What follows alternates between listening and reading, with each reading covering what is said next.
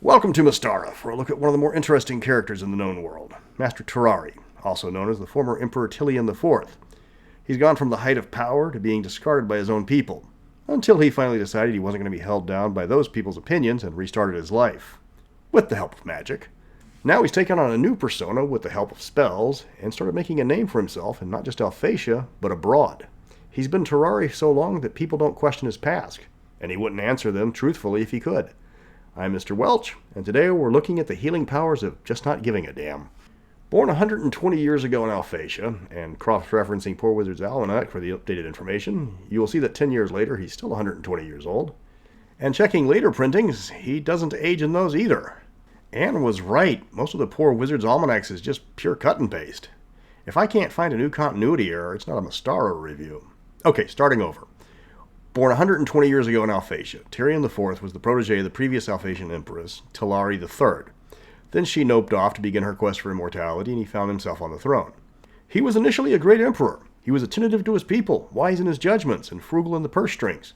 But this is Alphatia, where everybody thinks they can do better than you.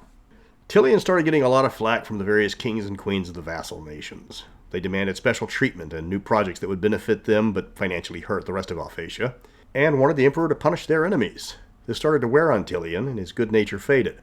Now he was quick-tempered and made snap decisions that hurt his standing with the other nobility. Eventually, Tillion became consumed with his position and ruled through dictate rather than dealing with the Council of Wizards. He had no allies and even fewer friends. Then he made the greatest mistake of his life, the one that would cost him the throne. Alphatia and Thyatis had alternated between a strained peace and small wars for centuries. But one day, in AC 959, Tillion was having a very bad day when Emperor Thyacian Gabrionis broke another trade deal, and that was the straw that broke the Bodendrucker's back. The Alphatian spike invasion was on, and Alphatia declared all-out war. Then Tillion discovered to his dismay that all those years of being less than pleasant returned to haunt him.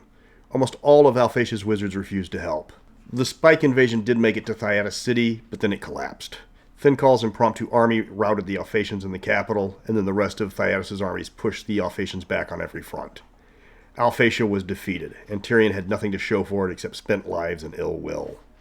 His daughter Ariadne convinced her father that abdication was the best way to go, because the second option was being smothered with a pillow by someone on a long list that wanted him dead. Tillion fumed and ranted, but ultimately agreed to step down. He spent decades bitter and angry at what he saw as the betrayal of his people. But eventually he started looking at his situation from a new perspective. He was persona non gratis. He had no friends. Nobody cared about him outside of his daughter. He was practically invisible at court gatherings. No one would approach the failed emperor. He realized that, while much of the blame fell on him, Alphatia's government was unsustainable. Using impersonate spells, he created new identities to see the empire with fresh eyes. That's when he became Master Terari. Gone was the jaded and worn Emperor Tillion. Now in his place was the cool, hip, and happening Master Terari, professor of School of Magic at Sunsval University. At first, people were suspicious of this new wizard with a mysterious past, but Turari had a perfect response to his doubters. He didn't care anymore. He did what he wanted and taught the students how he wanted, and people loved him. And after 30 years of his unique teaching style, nobody questioned him. Master Turari had always been there. He still appeared as Tillion when duty required him to. He loved his daughter, but wants nothing to do with running the country anymore. He's less fond of his grandchildren, finding a major fault with almost all of them. Xandar is a catastrophe waiting to happen. Edrithila turned her back on her birthright and doomed Alphatia to her brother's rule. Ericol wants to rule, but he has no talent for it. Mariella is a spoiled brat who needs to be reined in. Only his youngest grandchild, Tridorian, has any merit, and that's because he was willing to learn. His favorite court members are Thyacians, of all things. Thinkal's daughter Australia and her servant Galatia. He loves their sense of wonder as they experience a land that lets them embrace their magical studies without penalty. Apart from his required interactions as Tillion, the Archmage prefers spending all his time as Turari. His new persona is quick to make friends. His students respect him for his brutal honesty and heartfelt support. The school doesn't always approve of his teaching styles, but his classes are always full, and the casualty rate is relatively low, mainly because he turned foolish spell attempts into a drinking game. When a student's about to try a poorly designed spell, Turari gets out a bottle of the good stuff and a shot glass. That's usually enough to convince the student the spell needs more work. While his flippant attitude annoys the more traditional professors, the students love it. Turari has discovered that by switching personas, he's finally free. Nobody knows his true identity. His magic makes him appear several inches taller, several years older, and far more attractive. Now if he wants to try something new, there's no formal court decorum he has to follow. He can finally do what he wants. He has no responsibilities except that which he willingly takes upon himself. He can be open and honest and speaks truths nobody wants to hear. He's a changed man. All the years of trying to rule a kingdom of ungrateful sycophants are long behind him. If that was all to Turari's story, it would be exciting, but not that epic. But Turari's tale doesn't end in Alphatia. The Archmage starts to travel and see the worlds after a few decades, wanting to see how other wizards live their lives. He doesn't care for the toxic culture of Glantry, the obsession with money that was the hallmark of Derek and Erminrithad. But one nation caught his attention with their approach to magic. Karamikos had just opened up its only magical academy, and Turari was curious how the first wizard school in a nation would look. He was impressed by the efforts of the schoolmaster Tillion, and they became fast friends. So much so that the two would often appear in court together, and Turari was introduced to then Duke Stefan. Cue Wrath of the Immortals, and Turari finds himself in Karamikos when Alphatia sinks. He needs a new home and fast. Tillion offered him a permanent teaching position, and the wizard took it. But shortly thereafter, tragedy struck again, and when a magical construct in the form of a crystal clockwork beholder went on a rampage in Specularum, Tillion seemingly sacrificed himself to destroy the runaway monster. Two problems quickly emerged. Karamikos needed a new minister of magic, and the population of Specularum didn't want a mage's college in the middle of the capital. Turari solved both of these problems. Several powerful wizards wanted the position, but if King Stefan appointed one, he would anger the rest. Turari was the obvious choice. He was powerful, neutral, and Tildon's best friend. The wizards agreed that he was the best choice for the position, which avoided a lot of angry magics being tossed around.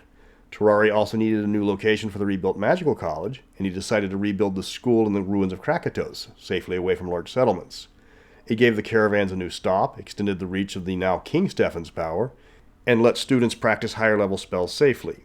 Turari settled into his newly adopted nation and felt at home for the first time in a very long time. He does have to walk a fine line in his identity. Tillion IV is one of the most powerful wizards in the world and is currently on the path to immortality and can level nations with his magical abilities. But Master Terari, the schoolteacher, is much less powerful. He has to watch which spells he casts and tone down the ones that scale up to avoid attention. Yes, he destroyed a pirate fleet single-handedly with magic, but convinced the crew the spells he cast were just weaker spells employed strategically. Occasionally the mask slips, like when he responded to the pirate captain threatening his ship with, "That's mighty bold talk for a guy standing on 60 feet of kindlin'," or by teleporting an iron golem directly above another pirate ship at terminal velocity and an attack pattern belly flop. He convinced the crews not to spread stories about what they saw, and they were more than willing to obey, or at least exaggerate the happenings so that nobody would believe the truth. The Archmage loves his new life in Karamikos. He is left alone, doesn't have to play politics, and can perform new research without interference. He's returned to hanging out with the lower classes and enjoying the simpler pleasures. He's a fixture at many taverns. He has almost given up entirely his Tyrian identity, something he doesn't miss. Now he has to answer a few questions from King Stefan, and even then the king listens to him. The rest of the ministers view him as powerful but harmless, as he has no apparent desire to increase his status. When you were the Emperor of Alphatia, it's hard to top that. The charm of Turari is he's approachable. He's known for having a wicked streak of sarcasm and won't mince words if he thinks you're making a mistake. He addresses people by their first names, has a contagious sense of humor, and always seems comfortable no matter the environment. He can chat up the king at a formal gathering as quickly as he can lead a tavern in a raunchy drinking song. His new spells tend to reflect his devil-may-care attitude.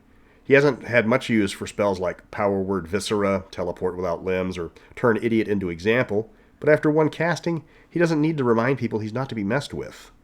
Turari becomes a significant factor in Karamikos with the discovery of the Hollow World, as it immediately promotes him to King Stefan's most trusted advisor. This rankles some of the other ministers, but as the king isn't willing to share the discovery with anyone outside of Turari, they can only speculate in the sudden shift in policy.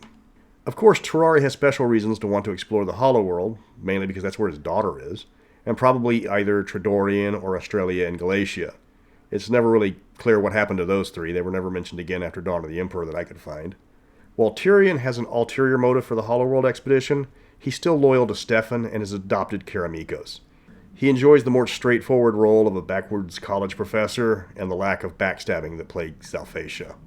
In the 1005 timeline, Turari still comes to Karamikos, and for the same reasons, though the death of Tyndall and the destruction of the Magical Academy hasn't happened yet. He appreciates the nation's simplicity. He doesn't have to worry about 1,000 wizards trying to one-up each other while ignoring the larger problems plaguing the Empire. He becomes a social butterfly around Specularum. known as the lippy wizard who can drink most people under the table. The nobles try to get his favor because having the friendship of a powerful wizard is always helpful. Turari enjoys his newfound freedom and doesn't regret giving up his old identity. Thus concludes the story of Master Terari, the wizard that doesn't care. Once he realized he didn't need to live his life according to the needs of others, he was finally free. Next week we're pulling out the Immortal box set and looking at the Fiends of Mystara. Yes, we have demons, just on a short leash. Until then, it's not that I'm lazy, it's that I just don't care.